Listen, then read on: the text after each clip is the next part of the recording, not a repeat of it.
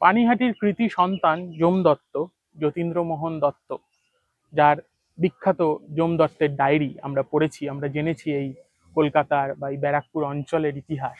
87টা ঘাট রয়েছে বা ছিল, আর এক পানিহাটিতে ছিল 33টা ঘাট। হয়তো এত বেশি সংখ্যক ঘাট বারাণসীর পরেই আর কোথাও ছিল না। তখন চিড়ে, মুরকি, গুড়, কলা, দই, আম, কাঁঠাল সমস্ত জায়গা থেকে সংগ্রহ করে আমাদের সবাইকে প্রসাদ পাওয়া। তখন অপূর্ব দেখতে সুন্দর ছিল নিত্যানন্দ বাবুকে, অপূর্ব দেখতে সুন্দর ছিল রঘুনাথকে। আর তখনকার দিনের আমাদের গৌড়ের অধিপতি, তার সন্তান, কাতারে কাতারে লোক ভক্তরা সব আসছে দর্শন করতে। তখন ওগুলো দুটো পার্টে হতো, নিচেকার পার্ট একটা, ওপরে পার্ট একটা। এই নিচেকার পার্টটাকে তখনকার দিনে মালসা বলা হতো। এখন যেমন মালসা তৈরি হচ্ছে, তখনকার দিনে সেই মালসা এনে সবাইকে দিচ্ছে।